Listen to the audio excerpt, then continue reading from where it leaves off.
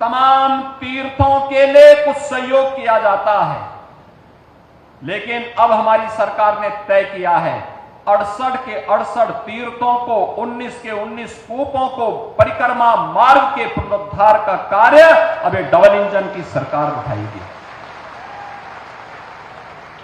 ये हमारा दायित्व भी है, नैतिक कर्तव्य भी है, क्योंकि विकास तभी सार्थक होता है जब वह विरासत के साथ जुड़ती है। ये विरासत का संरक्षण भी है और आने वाले वर्तमान और भविष्य के सुनहरे सपने को उड़ान देने के लिए उन्हें विकास की प्रक्रिया से जोड़ने का एक अभियान भी है। आज आप देखते होंगे काशी विश्वनाथ धाम प्रधानमंत्री मोदी जी के कर कमलों से जो भव्य स्वरूप प्राप्त किया है, आज काशी में कोटि कोटि भारतवासी आकर के, सनातन धर्मावलंबी आकर के आस्था के साथ साथ वहां के विकास को एक नई ऊंचाई पे पहुंचा रहे हैं।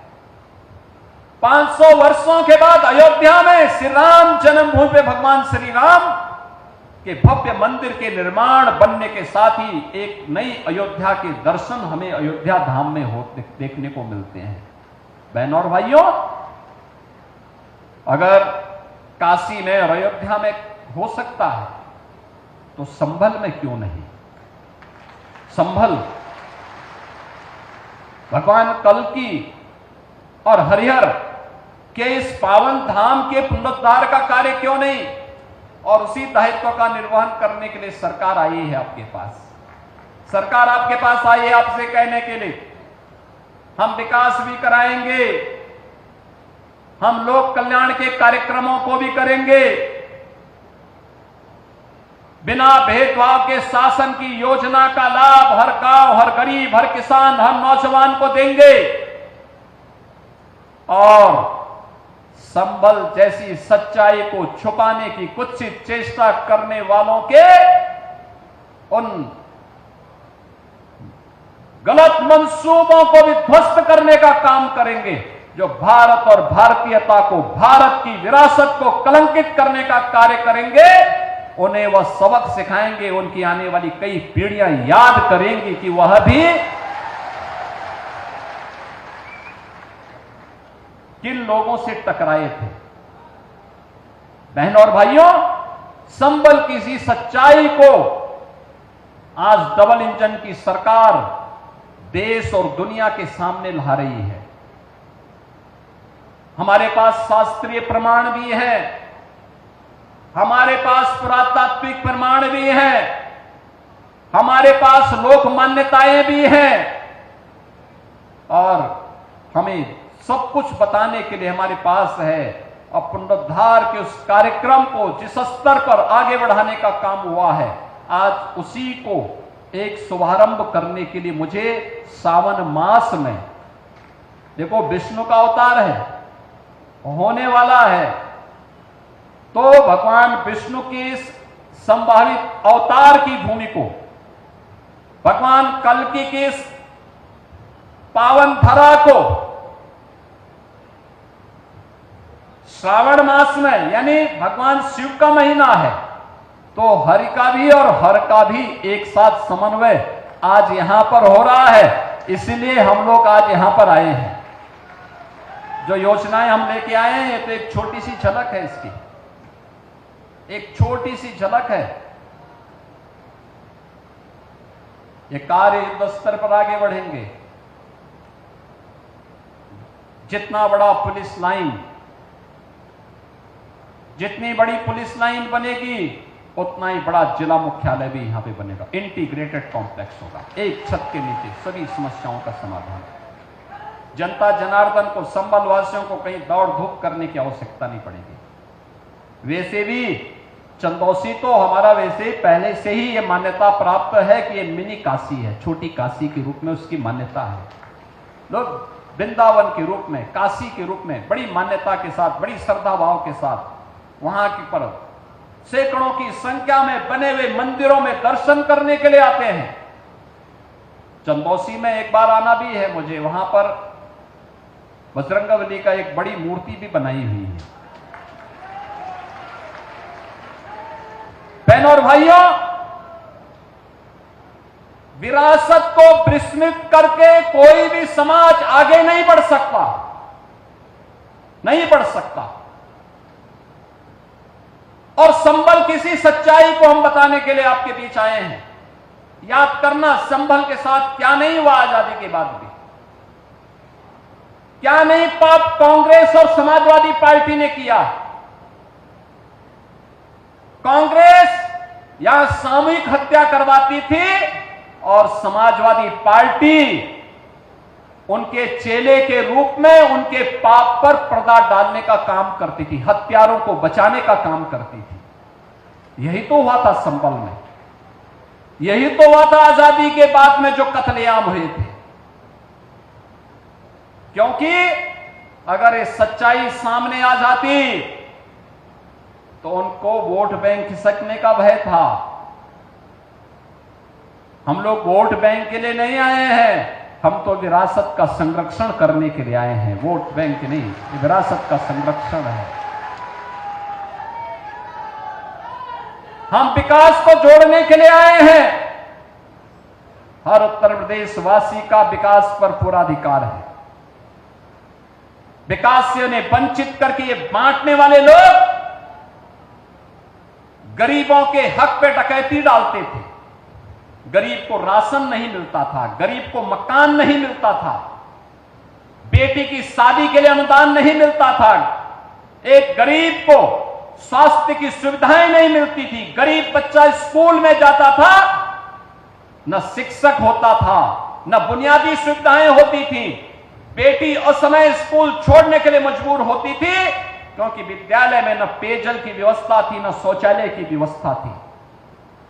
और आज जब डबल इंजन की सरकार काम कर रही है, आज आप देख रहे होंगे विद्यालयों में बुनियादी सुविधाएं, बालक और बालिकाओं के लिए पेयजल की व्यवस्था भी है, टॉयलेट की व्यवस्था भी है, अच्छा फर्श बना है। फर्श बनाने के साथ ही डिजिटल लाइब्रेरी भी है, स्मार्ट क्लास भी है, पर्याप्त सुविधाएं उपलब्ध करवाई जा रही हैं। अटल आवासीय विद्यालय आप देखें, श्रमिकों के बच्चों के लिए, कोविड कालखंड में जो बच्चे निराश्रित हुए थे, जिन्होंने अपने अभिभावकों को खोया था, उनके लिए अटल आवासीय विद्यालय बन रहे हैं।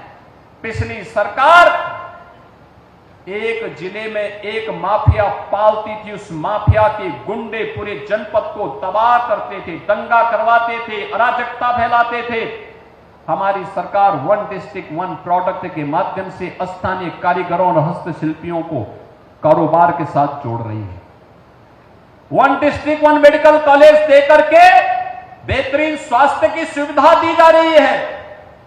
बिना भेदभाव के हर गरीब को 5 लाख रुपए का आयुष्मान भारत का स्वास्थ्य बीमा का कवर भी दिया जा रहा है। राशन की सुविधा उपलब्ध करवाई जा रही है, हर गरीब को आवास की सुविधा उपलब्ध करवाई जा रही है और हर बेटी के लिए शिक्षा के साथ साथ उसकी शादी का इंतजाम के लिए भी सरकार बेटी को विदा करने के लिए भी 1 लाख रुपए का अनुदान सामूहिक विवाह योजना के माध्यम से उपलब्ध करवा रही है। युवाओं के लिए भर्ती के अभियान को भी बिना भेदभाव के आगे बढ़ाया जा रहा है। पिछले 8 वर्ष में 8.5 लाख नौकरी, अभी हाल ही में 60,244 पुलिस की भर्ती की प्रक्रिया को सकुशल संपन्न किया गया। हर जनपद के युवा आए थे, चेहरा नहीं देखा गया, जाति नहीं देखी गई। उत्तर प्रदेश का नागरिक है, उसको अधिकार मिलना ही चाहिए, हर हाल में उसका अधिकार उसे दिया जाना चाहिए। लेकिन उत्तर प्रदेश के हर नागरिक को सुरक्षा की गारंटी भी चाहिए। और इसीलिए हम कहते हैं, पिछली सरकार में दंगे होते थे, अराजकता फैलती थी, शोषण होता था, न बेटी सुरक्षित थी, न व्यापारी सुरक्षित था। आज बेटी भी सुरक्षित है, व्यापारी भी सुरक्षित है, हर उत्तर प्रदेशवासी सुरक्षित है, केवल दंगाई सुरक्षित नहीं है। दंगाई के ऊपर महाकाल अब अपना वास्तविक असर दिखा रहा है। अब वह अपनी गति को दुर्गति में बदलने के लिए वहां दिखाई दे रहा है और संभल और उत्तर प्रदेश अपनी गति को प्रगति की तरफ उछाल मार रहा है। और उसी प्रगति के साथ जोड़ने के लिए आज हम सब आपके बीच आए हैं। आज यहां पे शिक्षा के लिए, व्यावसायिक शिक्षा के लिए, उच्च शिक्षा के लिए, पेयजल के लिए, सड़क के लिए, पर्यटन की सुविधाओं को लेकर, जिला मुख्यालय को लेकर, आंगनबाड़ी केंद्रों के लिए, कंपोजिट विद्यालय को लेकर के ये सभी उपहार आपको उपलब्ध कराए जा रहे हैं। और इसलिए भी क्योंकि जन्माष्टमी भी आ रही है, यानी ये 3 पर्व तो एक साथ, रक्षाबंधन 9 अगस्त को, 9 अगस्त काकोरी के क्रांतिकारियों की, महानायकों की 10 एक्शन के स्मृति दिवस भी है, 9 अगस्त की तिथि। बहनों और भाइयों, 15 अगस्त देश का स्वाधीनता दिवस, प्रधानमंत्री जी ने आह्वान किया है हर घर पे तिरंगा फहराना है। 13, 14, 15 हर भारतवासी अपने घर के ऊपर भारत के आन बान शान के प्रतीक तिरंगा लहराने का काम करिए। भारत के आन बान शान का प्रतीक हमारा तिरंगा है।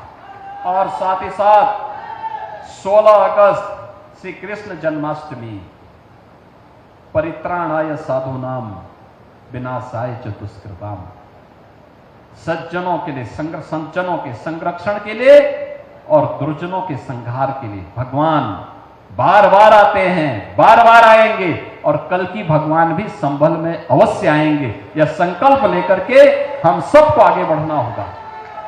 मैं संभल वासियों के लिए, जनपद वासियों के साहस का यहां पर सम्मान करता हूं।